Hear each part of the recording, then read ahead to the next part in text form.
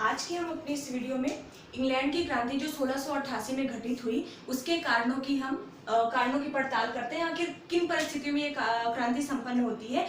इस वीडियो के पहले मैंने इंग्लैंड की क्रांति का एक पृष्ठभूमि का वीडियो मैंने बनाया है। अगर आपने वो नहीं देखा है तो मैं अपने डिस्क्रिप्शन बॉक्स में उसकी लिंक दे दूंगी, तो आप उसको जाकर देख लेना, तो आपको बहुत अच्छे से समझ में आ जाएगा कि आखिर इंग्लैंड की क्रांति क्यों हुई और थी क्या। ठीक है, तो अपने इस वीडियो में मैं आज आपको बताऊंगी कि इंग्लैंड की क्रांति के आखिर कारण क्या रहे। इंग्लैंड की क्रांति के संपन्न होने में मूल रूप से ईसाई धर्म दो भागों में विभाजित हो चुका था। हालांकि जब इंग्लैंड की क्रांति हुई उसके बहुत समय पहले से ही जो ईसाई धर्म था वो दो भागों में विभाजित हो चुका था। लेकिन जैसे जैसे जब इंग्लैंड की क्रांति हुई उस समय तात्कालिक शासक कौन था? जेम्स द्वितीय। उसके शासन तक आते आते इतनी बुरी दुर्दशा हो गई थी। दो भागों में जो ईसाई धर्म बटा था उसमें था एक कैथोलिक और एक था प्रोटेस्टेंट। जो शासक वर्ग था, जो राजा था, वो कैथोलिक धर्म का अनुयायी था और अन्य जनता जो प्रोटेस्टेंट धर्म की अनुयायी थी उनके साथ बहुत ज्यादा दुर्व्यवहार करता था। ठीक है, तो हम देख लेते हैं कि कौन कौन से कारण रहे। पहला कारण था जेम्स द्वितीय की धार्मिक नीति। जेम्स द्वितीय की धार्मिक नीतियां कैसे? क्योंकि जो जेम्स द्वितीय था वो कैथोलिक धर्म का अनुयायी था। ठीक है, प्रोटेस्टेंट धर्मों के साथ बहुत ज्यादा दुर्व्यवहार करता था। अपने कैथोलिक चर्च की शक्ति में विस्तार करना चाहता था। क्या करना चाहता था? कैथोलिक चर्च की शक्ति में विस्तार करना चाहता था। इसके लिए उसने अपने उस धर्म के बढ़ाने के लिए, उस धर्म को विस्तार करने के लिए, उस धर्म का विस्तार करने के लिए उसने आगे बहुत सारे कार्य किए। इसके साथ ही उसने विश्वविद्यालयों तक को नहीं छोड़ा। विश्वविद्यालय जो आप सुनते होंगे, कैम्ब्रिज, ऑक्सफोर्ड यूनिवर्सिटी, ये सब ब्रिटेन में ही तो है। तो वहां पर भी जो उच्च पद हुआ करते थे वहां पर भी वो कैथोलिक धर्मों के अनुयायियों को ही नियुक्त करता था। ठीक है, तो क्या हुआ कि जनता, जो प्रोटेस्टेंट जनता थी, वो इस पक्षपात पूर्ण व्यवहार को सहन नहीं कर सकी और उनके अंदर क्रांति का रोष जाग उठा। ठीक है, तो फर्स्ट कारण क्या लिखेंगे? धार्मिक नीतियां। धार्मिक नीतियों में क्या लिखेंगे कि जेम्स द्वितीय कैथोलिक चर्च की शक्ति में विस्तार करना चाहता था और इस पक्षपातपूर्ण नीति, जो उसकी पक्षपातपूर्ण व्यवहार था, इस व्यवहार को प्रोटेस्टेंट जनता सहन ना कर सकी और उनके अंदर क्रांति का रोष उत्पन्न होता है। सेकेंड क्या था? सेकेंड है फ्रांस के साथ मित्रता। फ्रांस के साथ मित्रता वो कैसे?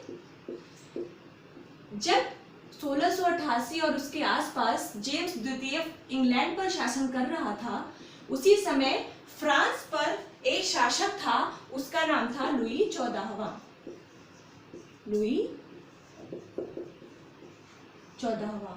ठीक है, तो जो लुई 14वां था ये भी बिल्कुल वैसा ही व्यवहार करता था प्रोटेस्टेंट धर्मों के साथ जैसा कि जेम्स द्वितीय करता था। और जेम्स द्वितीय को ये भरोसा था कि जब भी जेम्स द्वितीय के पास कोई विपत्ति आएगी तो फ्रांस का ये शासक उसे क्या देगा? धन और सेना से सहायता देगा। ठीक है, धन के रूप में और सेना के रूप में उसे सहायता प्रदान करेगा।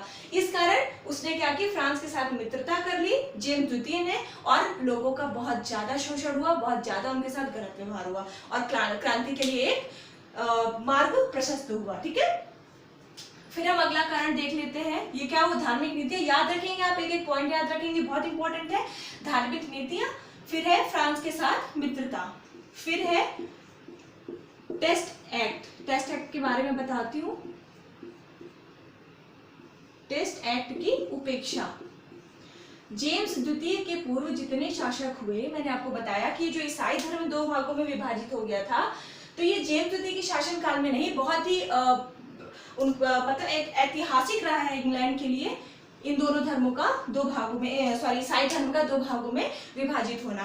तो वहां पर संसद तो थी, इंग्लैंड में संसद तो थी बहुत दिनों। सबसे पुरानी जो संसद थी वो इंग्लैंड की ही मानी जाती है।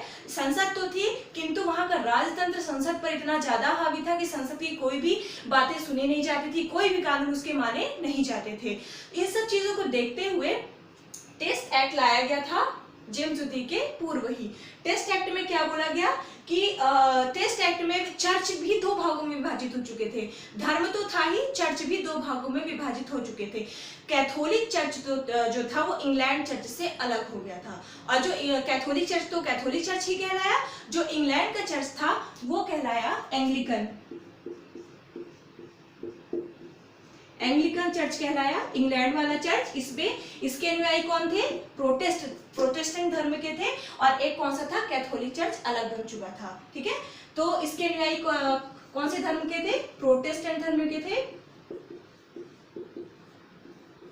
तो जो टेस्ट एक्ट आया, टेस्ट एक्ट में यह कहा गया कि जो उस समय की जो सरकारी सेवाएं थी, सरकारी सेवाओं में नियुक्ति केवल एंग्लिकन चर्च के अनुयायियों की ही होगी। क्या कहा गया? जो सरकारी सेवाएं हैं उस पर नियुक्ति केवल एंग्लिकन चर्च के अनुयायियों की ही होगी। अब एंग्लिकन चर्च के अनुयायी कौन है? मतलब एंग्लिकन चर्च के अंदर कौन सा धर्म आता था? कौन सा भाग? ईसाई धर्म का, प्रोटेस्टेंट। ठीक है, तो क्या हुआ कि इस एक्ट के कारण जो कैथोलिक धर्म के लोग थे उनको सरकारी सेवाओं में नियुक्ति नहीं दी जा रही थी। जेम्स द्वितीय परेशान होता है और इस एक्ट को खत्म करने की चेष्टा करता है। जैसे ही उसने इस एक्ट को खत्म करने की चेष्टा की, संसद ने उसका बहिष्कार कर दिया कि नहीं, यह नहीं हो सकता। तो अब जेम्स द्वितीय क्या करे? तो जेम्स द्वितीय ने क्या किया? संसद को ही भंग कर दिया। ठीक है, तो टेस्ट एक्ट आ गया होगा समझ में। क्या हुआ?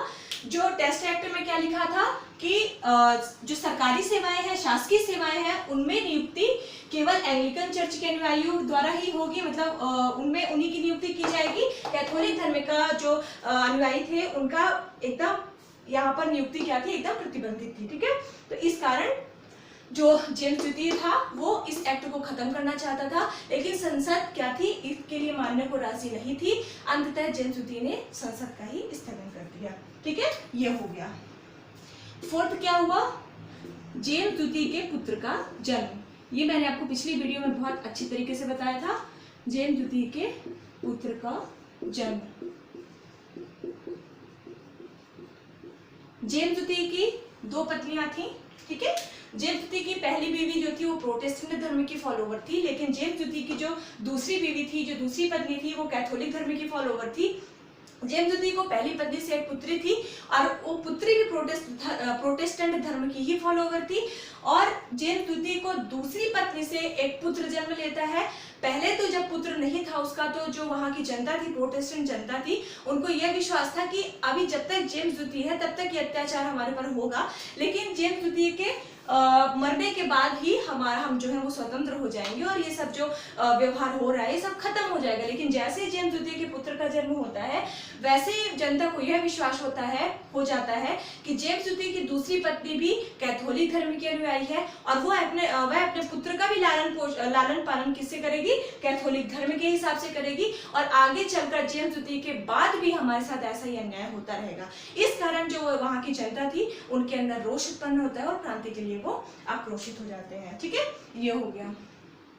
फिर स्थायी सेना में वृद्धि कैसे? जब जेम्स द्वितीय राजा बना था, स्थायी सेना में वृद्धि। जेम्स द्वितीय जब राजा बना था तो उस टाइम पे जो इंग्लैंड की परिस्थितियां थी वो बिल्कुल उसके अनुकूल थी। मतलब ना कोई जेम्स द्वितीय का कोई शत्रु था, ना इंग्लैंड का कोई शत्रु था। ठीक है, ना ही उसके साथ किसी का बैर था। लेकिन फिर भी जेम्स द्वितीय ने आखिर स्थायी सेना में वृद्धि क्यों की? मतलब जैसे ही वो नियुक्त होता है राजा के तौर पर, जैसे ही वो राजा बनता है, वैसे ही धीरे धीरे करके उसने अपनी स्थायी सेना में वृद्धि करने लगा।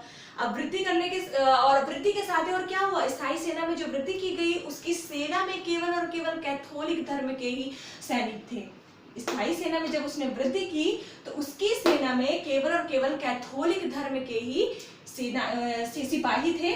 तो जो प्रोटेस्टेंट धर्म के लोग थे उन्होंने उनके अंदर बात आई, अब जाहिर सी बात है जब तुम्हारा कोई शत्रु नहीं है, तुम्हारा कोई किसी से कोई दुश्मनी नहीं है तुम्हारी, तो तुम अपनी आखिर सेना में वृद्धि क्यों कर रहे हो? और सेना में भी उन्हीं लोगों की नियुक्ति कर रहे हो जो कैथोलिक धर्म के फॉलोअर्स हैं।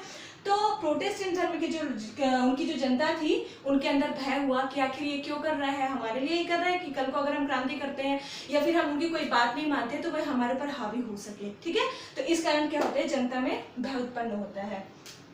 ये हो गया। फिर एक है लास्ट क्या, बहुत सारे कारण हैं।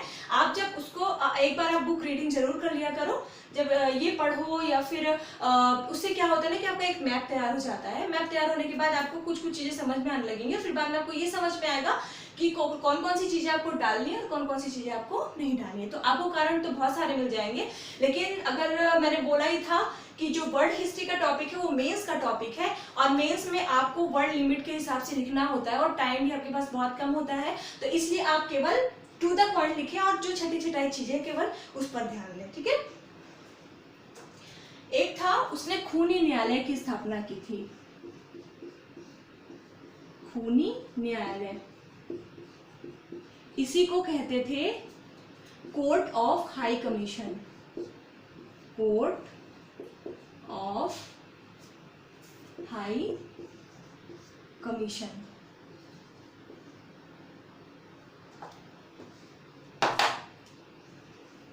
इसमें क्या था, कोर्ट ऑफ हाई कमीशन जो था उसमें जेम्स जूती की एक नीति उसने बनाई कि जो भी व्यक्ति कैथोलिक धर्म की उपेक्षा करेगा या कैथोलिक धर्म का कोई व्यक्ति है उसके साथ गलत व्यवहार करेगा, तो उसको क्या करता था, वो खूनी न्यायालय की तहत खूनी न्यायालय में क्या करता था, दंड देता था। इसे ही कहते थे कोर्ट ऑफ हाई कमीशन। तो कोर्ट ऑफ हाई कमीशन का काम क्या था कि कैथोलिक धर्म की उपेक्षा करने वाले व्यक्तियों को दंड देना। अब वो व्यक्ति कौन होंगे, प्रोटेस्टेंट धर्म के होंगे, ठीक है।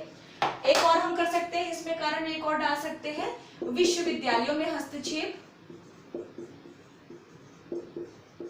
विश्वविद्यालयों में हस्तक्षेप, इसमें कैसे किया, कैम्ब्रिज और ऑक्सफोर्ड जैसे यूनिवर्सिटी में भी इसने बहुत ज्यादा हस्तक्षेप किया।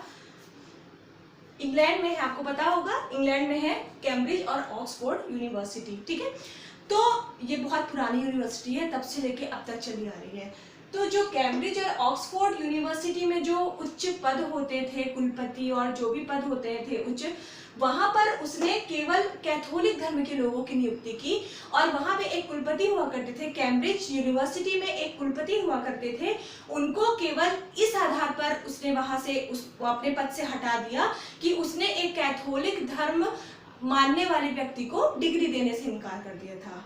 मतलब जो वहां का कुलपति था कैम्ब्रिज यूनिवर्सिटी का, उसने एक कैथोलिक धर्म को मानने वाले व्यक्ति को डिग्री देने से इनकार कर दिया था। केवल इस कारण से क्या किया जेम्स जूती ने, कैम्ब्रिज विश्वविद्यालय का जो कुलपति था उसको उसके पद से हटा दिया, ठीक है। तो उसने क्या किया, सब कुछ किया, विश्वविद्यालयों में भी हस्तक्षेप उसने किया, ठीक है। आपको ये समझ में आ गया होगा, इतने कारण काफी है, आप इसको अच्छे से याद कर ले। और अगर ऐसा आपको लगता है कि आप भूल जाओगे, तो ये टॉपिक, ये जो मैंने लिखवाए हैं, ये हेडिंग जो मैंने दी है, इनके अंदर जो जो चीजें मैंने बताई हैं वो आप सिनॉप्सिस के तौर पे अपने नोट्स में नोट डाउन कर लेंगे, ताकि आपको रिवीजन में काम आ सके, ठीक है। तो ये कारण हो गए। अब हम इंग्लैंड की क्रांति का प्रभाव क्या पड़ा आखिर इंग्लैंड में, और संपूर्ण यूरोप में, केवल इंग्लैंड में नहीं बल्कि संपूर्ण यूरोप में उसका प्रभाव पड़ा था। तो अगले वीडियो में हम आपको इंग्लैंड की क्रांति के प्रभाव और महत्व के साथ मिलते हैं। तो पढ़ते रहिए। Thank you very much. Best of luck.